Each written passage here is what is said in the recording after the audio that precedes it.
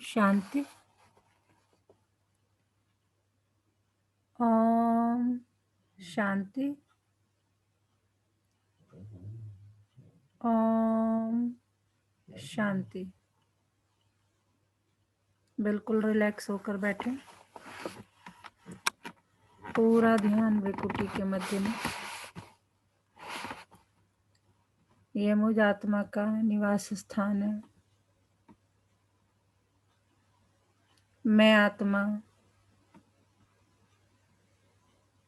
इस शरीर की मालिक हूँ। मैं आत्मा इन कर्मेंद्रियों की मालिक हूँ। मैं आत्मा बहुत बहुत भाग्यशाली हूँ कि मुझे परमपिता परमात्मा ने जाना, पहचाना और मुझे गुणों से, शक्तियों से भरपूर करते जाते हैं। मैं आत्मा बहुत बहुत बहुत भाग्यवान हूँ, क्योंकि मैं कोटों में कोई और कोई में कोई आत्मा हूँ जिसका हाथ परमपिता परमात्मा ने पकड़ा है।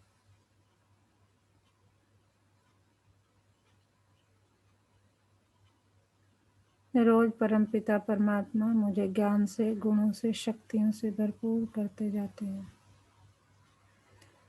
अभी मैं आत्मा अपने परमपिता परमात्मा के महावाक्य सुनूंगी। ओम शांति। आज 13 जनवरी 2021 बाबा के महावाक्य हैं। पहले सुनते हैं मुरली का सार। मीठे बच्चे, तुम्हारे मुख से सदैव ज्ञान रत्न निकलने चाहिए। तुम्हारा मुखड़ा सदैव हर्षित रहना चाहिए। क्या कह रहे हैं बाबा? हमारे मुख से हमेशा ज्ञान रत्न निकलने चाहिए और सदा हर्षित चेहरा रहना चाहिए। प्रश्न है, जिन बच्चों ने ब्राह्मण जीवन में ज्ञान की धारणा की है, उनकी निशानी क्या होगी? तो क्या कह रहे हैं? प्रश्न क्या है? जिन बच्चों ने ब्राह्मण जीवन में ज्ञान की धारणा की है, उनकी निशानी क्या होगी? उत्तर है, उनकी चलन देवताओं मिसल होगी, उनमें दैवी गुण की धारणा होगी। उन्हें ज्ञान का विचार सागर मंथन करने का अभ्यास होगा। वो कभी आसुरी बातों का अर्थात किचड़े का मंथन नहीं करेंगे। उसने ऐसे कह दिया, उसने ये कर दिया, उसने वो कर दिया, ये होगा वो होगा, ये सब क्या किचड़ा है? तो बाबा कह रहे हैं किचड़े का मंथन नहीं करेंगे। उसके जीवन से गाली देना और ग्लानि करना बंद हो जाता है। बाबा ने बता दिया, जिन ज्ञान की धारणा है जिनके जीवन में, उनकी निशानी क्या है? उनके जीवन से गाली देना और ग्लानि करना बंद हो जाता है। उनका मुखड़ा सदैव हर्षित रहता है। ओम शांति। बाप बैठ समझाते हैं ज्ञान और भक्ति। क्या समझाते हैं बाबा? ज्ञान और भक्ति।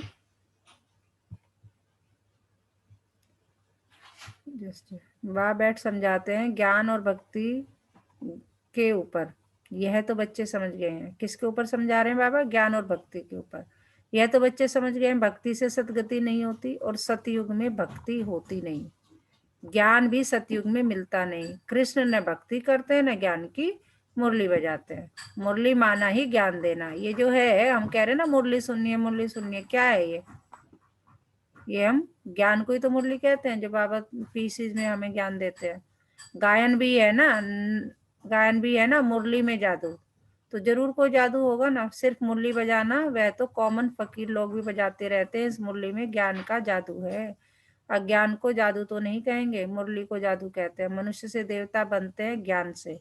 जब सतयुग है तो इस ज्ञान का वर्षा है, वहां भक्ति होती नहीं। भक्ति होती है द्वापर से, जबकि देवता से मनुष्य बन जाते हैं। मनुष्यों को विकारी, देवताओं को निर्विकारी कहा जाता है। देवताओं की सृष्टि को पवित्र दुनिया कहा जाता है। अभी तुम देवता बन रहे हो। ज्ञान किसको कहा जाता है? एक तो स्वयं व बाप की पहचान। क्या कह रहे हैं बाबा? ज्ञान किसको कहा जाता है? एक तो स्वयं व बाप की पहचान, और फिर सृष्टि के आदि मध्य अंत की नॉलेज को ज्ञान कहा जाता है। ज्ञान से होती है सदगति, फिर भक्ति शुरू होती है तो उतरती कला कहा जाता है, क्योंकि भक्ति को रात, दिन को, ज्ञान को दिन कहा जाता है। यह तो कोई की भी बुद्धि में बैठ सकता है, परंतु दैवी गुण धारण नहीं करते हैं। दैवी गुण हो तो समझा जाए ज्ञान की धारणा है। ज्ञान की धारणा वालों की चलन देवता मिसल होती है, कम धारणा वालों की चलन मिक्स रहती है। धारणा नहीं तो गोया वह बच्चे ही नहीं। मनुष्य बाप की कितनी ग्लानि करते हैं। ब्राह्मण कुल में आते हैं तो गाली देना ग्लानि करना बंद हो जाता है। तुमको ज्ञान मिलता है, उस पर अपना विचार सागर मंथन करने से क्या मिलेगा? अमृत मिलेगा। विचार सागर मंथन ही नहीं करते तो बाकी क्या मंथन होगा? जब सोचोगे ही नहीं कि क्या सुना है। किसी लौकिक में भी देखो, कोई सब्जेक्ट हमें पढ़ाया जाता था जब स्टूडेंट थे, तो जब तक उसे रिवाइज नहीं करते थे, विचार सागर मंथन का मतलब होता है रिवाइज करना, तो वो चीज दिमाग में सेट नहीं होती थी। मतलब उसमें फिर आप 100% उसका प्रैक्टिकल नहीं कर सकते थे। तो अभी बाबा कह रहे हैं विचार सागर मंथन ही नहीं करते तो बाकी क्या मंथन होगा? आसुरी विचार, उनसे किचड़ा ही निकलेगा। अभी तुम ईश्वरीय स्टूडेंट हो, जानते हो मनुष्य से देवता बनने की पढ़ाई पढ़ रहे हैं। देवता यह पढ़ाई नहीं पढ़ाएंगे। देवताओं को कभी ज्ञान का सागर नहीं कहा जाता। ज्ञान का सागर तो एक को ही कहा जाता। दैवी गुण भी ज्ञान से धारण होते हैं। यह ज्ञान जो तुम बच्चों को भी मिलता है, यह सतयुग में नहीं होता। इन देवताओं में दैवी गुण है। तुम महिमा भी करते हो, सर्वगुण संपन्न। तो अभी तुमको ऐसा बनना है। अपने से पूछना चाहिए, हमारे में सब दैवी गुण है या कोई आसुरी अवगुण है? अगर आसुरी अवगुण है तो उनको निकाल देना चाहिए, तभी देवता कहेंगे। नहीं तो क्या होगा?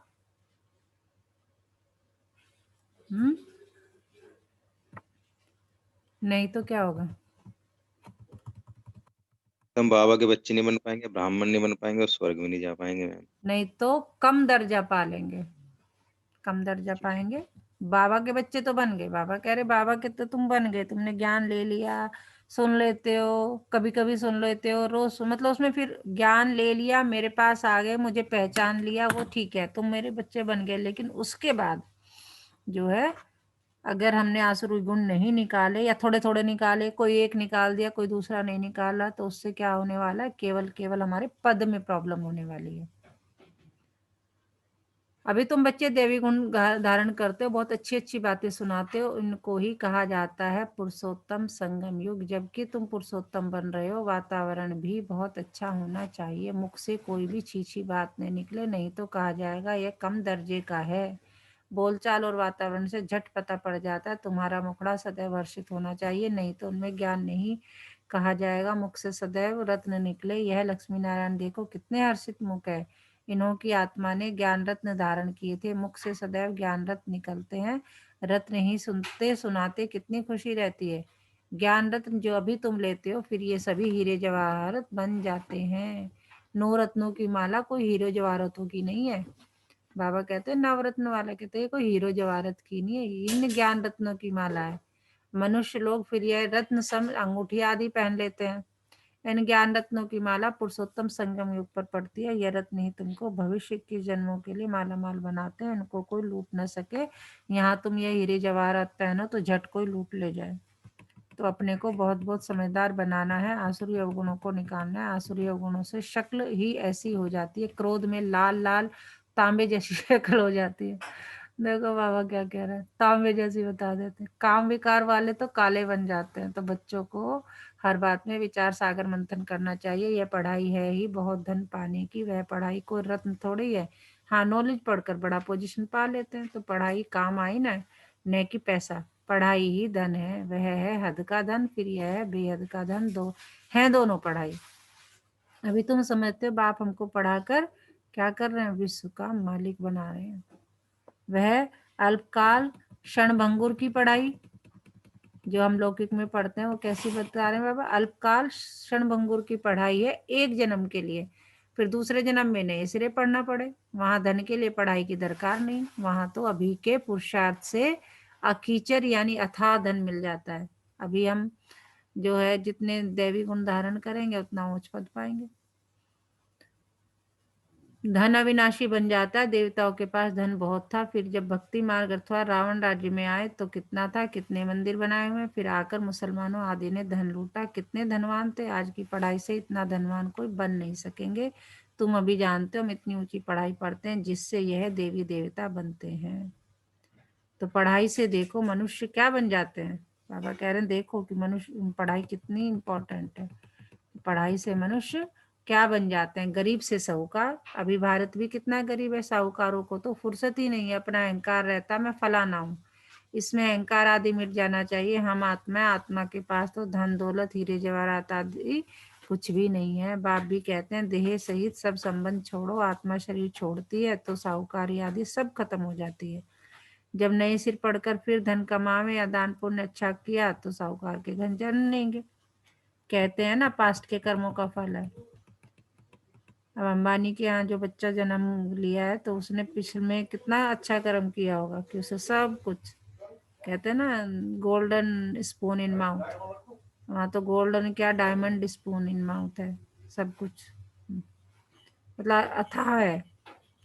तो नॉलेज का दान किया होगा, वह कॉलेज धर्मशाला आदि बनाई है तो उसका फल मिलता है, परंतु अल्पकाल के लिए। यह दान पुण्य भी यहाँ किया जाता है, सतयुग में नहीं किया जाता। सतयुग में अच्छे ही कर्म होते हैं क्योंकि अभी का वर्षा मिला हुआ है। वहाँ कोई का भी विकर्म होता नहीं क्योंकि रावण ही नहीं है। गरीबों का भी विकर्म नहीं बनेगा, यहाँ तो साहूकारों के भी विकर्म बनते हैं, तब तो ये बीमारी आदि होते हैं, तभी तो ये बीमारियां आदि दुख होते हैं। वहां विकार में जाते ही नहीं तो विकर्म कैसे बनेंगे? सारा मदार है कर्मों पर। यह माया रावण का राज है जो मनुष्य विकारी बन जाते हैं। बाप आकर पढ़ाते हैं निर्विकारी बनाने के लिए। क्यों पढ़ा रहे हैं बाबा? निर्विकारी बनाने के लिए। बाप निर्विकारी बनाते हैं, माया फिर विकारी बना देती है। रामवंशी और रावणवंशी की युद्ध चलती है। तुम बाप के बच्चे हो, वह रावण के बच्चे हैं। कितने अच्छे अच्छे बच्चे माया से हार खा लेते हैं। बाबा कह रहे बहुत से बच्चे हैं जो ज्ञान में बहुत अच्छा चलते हैं, फिर माया आती है थप्पड़ मार के ले जाती है कि चलो जी। जो डर जाते हैं वो चले जाते हैं। कितने अच्छे अच्छे बच्चे माया से हार खा लेते हैं। माया बड़ी प्रबल है फिर भी उम्मीद रखते हैं। अधम से अधम बिल्कुल पतित का भी उद्धार करना होता है ना। बाबा कह रहे जो बिल्कुल पतित है उनका भी उद्धार करना है। कई बार बाबा मेंशन करते हैं मुरली में, अहिल्याएं कुबराएं सब का उद्धार करना होता है। बाप को तो सारे विश्व का उद्धार करना होता है। बहुत गिरते हैं एकदम चट खाते में अधम से अधम बन जाते हैं, ऐसे का भी बाप उद्धार करते हैं। अधम तो सब है रावण राज्य में, परंतु बाप बचाते हैं। फिर भी गिरते रहते हैं तो बहुत अधम बन जाते हैं। ज्ञान आने के बाद भी मान लीजिए हमें किसी ने बता दिया कि भाई ये करोगे तो तुम्हें, मान लीजिए किसी का मर्डर करोगे तो तुम्हें ये क्या होना है, फांसी हो जाएगी, फिर भी हम कर रहे हैं। तो बाबा कह रहे उसमें मैं तो क्या कर सकता हूँ? तो कह रहे जब तक ज्ञान नहीं था तब तक तो ठीक है, अब ज्ञान होने के बाद भी तुम गलत काम कर रहे तो उसका फिर और अधम बन जाते, मतलब और पतित बन जाते। उनका फिर इतना चढ़ना नहीं होता। वह अधमपना अंदर खाता रहता है। जैसे तुम कहते हो अंतकाल जो उसकी बुद्धि में वह अधमपना ही आता रहेगा। तो बाप बैठ बच्चों को समझाते कल्प कल्प तुम ही देवता बनते हो। जानवर बनेंगे क्या, मनुष्य ही बनते हैं। और समझते हैं लक्ष्मी नारायण को भी नाक कान आदि है, मनुष्य है ना, परंतु देवी गुण वाले इसलिए इनको देवता कहा जाता है। बाबा कह रहे वो भी तुम्हारी तरह मनुष्य ही हैं, वही आँख कान नाक सब दिया है, लेकिन क्योंकि उनके गुण जो है वो दैवी गुण है इसलिए उनको देवता कहा जाता है। एक ऐसा सुंदर देवता बनते हैं, फिर कैसे गिरते हैं इस चक्र का तुमको मालूम पड़ गया है। बाबा कह रहे तुम्हें पता है कि तुम कैसे जान गए हो कि पहले तुम देवता थे और अभी कैसे नरक में कैसे बने पड़े हो, है ना। तो इस चक्र का तुम्हें पता चल गया है। जो विकार सागर मंथन करते हैं, जो विचार सागर मंथन करते होंगे उनको धारणा भी अच्छी होगी। विचार सागर मंथन ही नहीं करते तो बुद्धू बन पड़ते। मुरली चलाने वाले का विचार सागर मंथन चलता रहेगा। इस टॉपिक पर यह समझाना है, ऑटोमेटिकली विचार सागर मंथन चलता है। फलाना आने वाले हैं उनको भी उल्लास से समझाएंगे, हो सकता है कुछ समझ जाए, भाग्य पर है। कोई झट निश्चय करेंगे, कोई नहीं करेंगे। उम्मीद रखी जाती है, अभी नहीं तो आगे चलकर समझेंगे जरूर। उम्मीद रखनी चाहिए ना। उम्मीद रखना माना सर्विस का शौक, थकना नहीं है। भल कोई पढ़कर फिर अधम बना है, आता है तो जरूर उनको विजिटिंग रूम में बिठाएंगे, वह कहेंगे चले जाओ। बाबा कह रहे क्या करोगे? जरूर पूछेंगे इतने दिन क्यों नहीं आए, कहेंगे माया से हार खा ली। ऐसे ढेर आते हैं, समझते हैं ज्ञान बहुत अच्छा था परंतु माया ने हरा दिया। स्मृति तो रहती है ना, भक्ति में तो हारने और जीतने की बात ही नहीं रहती। यह नॉलेज धारण करने की है। अभी तुम बाप द्वारा क्या कर रहे हो, सच्ची सच्ची गीता सुनते हो जिससे देवता बन जाते। बगैर ब्राह्मण बने देवता बन नहीं सकते। क्रिश्चियन, पारसी, मुसलमानों में ब्राह्मण होते ही नहीं। ये सब बातें अभी तुम समझते हो। तुम जानते हो अल्फ को याद करना है, अल्फ को याद करने से ही बादशाही मिलती है। जब भी तुमको कोई मिले बोलो अल्फ अल्लाह को याद करो। अल्फ को ही ऊंच कहा जाता है, उंगली से अल्फ का इशारा करते हैं ना। अल्फ को एक भी कहा जाता है, एक ही भगवान है। सबका मालिक एक है। बाकी तो सब बच्चे हैं, बाप को सदैव अल्फ ही रहते हैं, बादशाही करते नहीं, ज्ञान भी देते हैं, अपना बच्चा भी बनाते हैं। तो बच्चों को कितनी खुशी में रहना चाहिए। बाबा हमारी कितनी सेवा करते हैं, हमको विश्व का मालिक बनाते हैं, फिर खुद उस नई पवित्र दुनिया में आते ही नहीं, पावन दुनिया में उनको बुलाते ही नहीं। पतित ही बुलाते हैं, पावन दुनिया में आकर क्या करेंगे। उनका नाम ही है पतित पावन। तो पुरानी दुनिया को नया बनाने की उनकी ड्यूटी है। तो बाबा कह रहे मेरी ड्यूटी क्या है, मैं तुम्हें कोई वैसे नहीं देता, कुछ ब्लेसिंग्स नहीं देता, मैं कोई गिफ्ट नहीं देता। मेरा काम तो एक ही है, क्या है, पुरानी दुनिया को नया बनाने की। बाप का नाम है शिव और शालिग्राम बच्चों को कहा जाता है, उनकी पूजा होती है। शिव बाबा क्या है, सब याद करते हैं। दूसरा ब्रह्मा को भी बाबा कहते हैं। प्रजापिता ब्रह्मा कहते तो बहुत है, परंतु उनको यथार्थ रीति जानते नहीं। ब्रह्मा किसका बच्चा है, तुम कहेंगे परमपिता परमात्मा शिव ने उनको अडॉप्ट किया है। यह तो शरीरधारी है ना, ईश्वर की औलाद सब आत्माएं हैं। सब आत्माओं को अपना अपना शरीर है, अपना अपना पार्ट मिला है, तो बजाना ही है। तो बाबा ने बता दिया कि मैं तो क्या हूँ तुम्हारा, मैं तो तुम्हारा क्या हूँ, पिता हूँ। तुम्हारा मतलब तुम आत्माओं का, और सब आत्माओं का अपना अपना शरीर है, अपना अपना पार्ट मिला है, तो बजाना ही है। यह परंपरा से चला आता है, अनादि अर्थात उनका आदि मध्य अंत नहीं। मनुष्य सुनते हैं एंड होती है, फिर मूंझते हैं कि फिर बनेंगे कैसे। बाबा कह रहे सब सुनते हो, फिर परेशान हो जाते हो, उदास हो जाते हो, फिर बनेंगे कैसे। बाप समझाते हैं ये अनादि है, कब बने हैं यह पूछने का नहीं रहता। प्रलय होती ही नहीं, यह भी कपोड़ा लगा दिया है। थोड़े मनुष्य हो जाते हैं इसलिए कहा जाता है जैसे प्रलय हो गई। बाबा में जो ज्ञान है वह अभी भी इमर्ज होता है। इनके लिए ही कहते हैं सारा ज्ञान साही बन तो भी पूरा नहीं होगा। ठीक है, मीठे मीठे सिकिलदे बच्चे। अच्छा, बाबा कह रहे हैं कि सारा ज्ञान अगर शाही यानी मस्त बनाओ तो भी, कहते भी ना कि पूरे वन को कलम बनाओ और पूरे सागर को शाही बनाए तो भी ज्ञान न लिखा जाए। तो वही बाबा कह रहे हैं कि सारा ज्ञान शाही बनाओ तो भी पूरा नहीं होगा। अच्छा, मीठे मीठे सिकिलदे बच्चों प्रति माता पिता बाप दादा का याद प्यार और गुड मॉर्निंग। रूहानी बाप की रूहानी बच्चों को नमस्ते। हम रूहानी बच्चों की रूहानी माता पिता बाप दादा को याद प्यार और गुड मॉर्निंग। नमस्ते बाबा, नमस्ते। शुक्रिया बाबा, शुक्रिया हमें अपना बनाने के लिए, हमें रोज पढ़ाने के लिए, हमें पतित से पावन बनाने के लिए। आगे क्या बोलेंगे, आगे क्या वाह बोलेंगे? मेरा भाग, वाह मेरा ड्रामा, वाह मेरा बाबा। हम्म, वाह मेरे भाग। यस। तो ये देखिए, ये था ना बाप शाही बनाने वाली बात। ये 10वीं क्लास में हमने पढ़ी थी। असित गिरीश में स्यात् कंजल सिंधु पात्रे, सुर तरुवर शाखा लेखनी। अभी बताया था ना, पूरे जंगल को अगर वो बना दे, लेखनी बना दे। लिखत यदि गृहीता शारदा सर्वकालम तत्पी। हे शिव, यदि नीले पर्वत को समुद्र में मिलाकर शाही तैयार की जाए, देवताओं के उद्यान के वृक्ष की शाखाओं को लेखनी बनाया जाए, पृथ्वी को कागज बनाकर भगवती शारदा देवी अर्थात सरस्वती देवी अनंत काल तक लिखती रहे, तब भी हे प्रभु आपके गुणों का संपूर्ण व्याख्यान संभव नहीं होगा।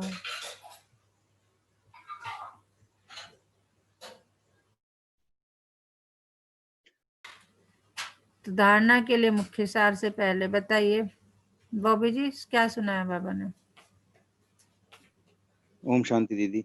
ओम शांति।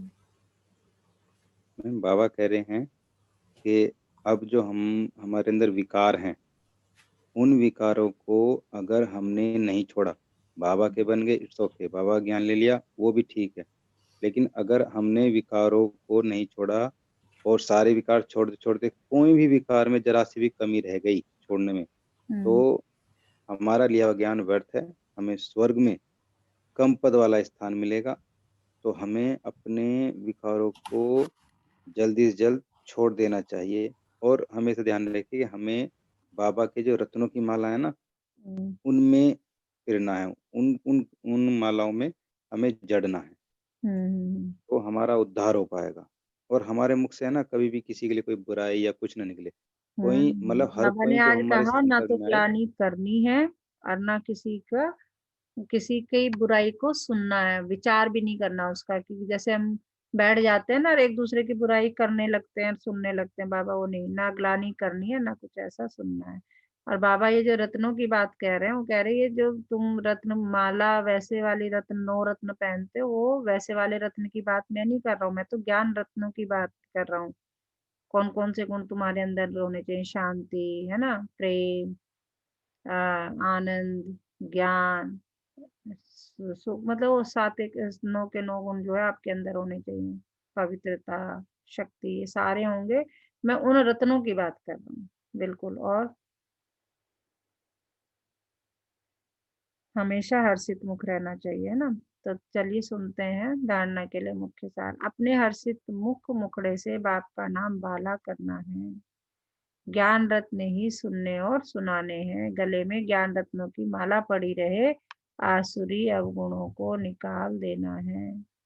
सर्विस में कभी थकना नहीं है, उम्मीद रख शौक से सर्विस करनी है, विचार सागर मंथन कर उल्लास में रहना है। वरदान क्या है? कितना प्यारा वरदान है।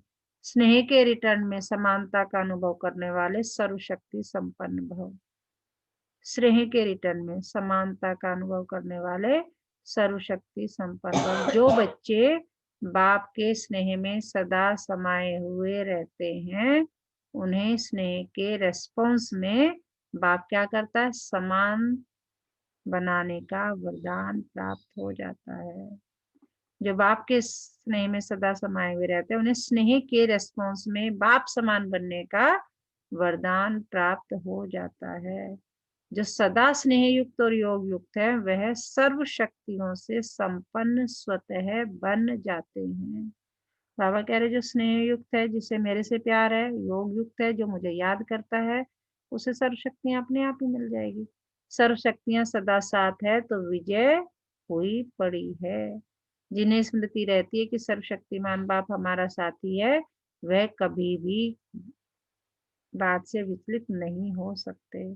बाबा कह रहे जिन्हें याद रहता हूँ कि मैं किसका बच्चा हूँ, मेरा बाप कौन है, तो सर्वशक्तिमान बाप हमारा साथी है, इसकी अगर स्मृति रहती है, ये अगर याद रहता है, वह कभी किसी भी बात से विचलित हो नहीं सकते, वो परेशान नहीं हो सकते। स्लोगन क्या है? पुरुषार्थी जीवन में जो सदा संतुष्ट और खुश रहते हैं, वही खुश नसीब है। क्या कह रहे हैं बाबा? पुरुषार्थी जीवन में जो सदा संतुष्ट और खुश रहने वाले हैं, वही खुश नसीब है। हम क्या 24 घंटे संतुष्टि नहीं है, ये दिस दैट में लगे रहते हैं, तो खुशी आ ही नहीं सकती हमारे पास से। हमारे पास से आके दूर से दूर ही चली जाएगी। हमारी जो नेगेटिविटी है और चुंबक जो है, मतलब जो खुशी है, वो हमारी नेगेटिविटी और जो खुशी है, वो चुंबक के जो अपोजिट पोल्स है ना, उनकी तरह काम करते हैं। अपोजिट क्या करते हैं? एक दूसरे को रिपेल करते हैं, सबको पता है, अट्रैक्ट नहीं करते। तो उसका काम करते हैं। खुशी और नेगेटिविटी दोनों साथ साथ मिल नहीं सकते, कुछ भी हो जाए। तो बाबा क्या कह रहे हैं? पुरुषार्थी जीवन में जो सदा संतुष्ट और खुश रहने वाले हैं, वही खुश नसीब हैं।